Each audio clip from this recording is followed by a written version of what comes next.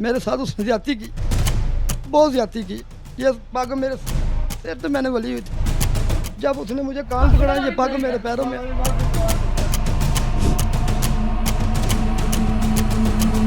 Sir उसने कहा मुर्गा पाल, जो मैं मुर्गा पाल गया।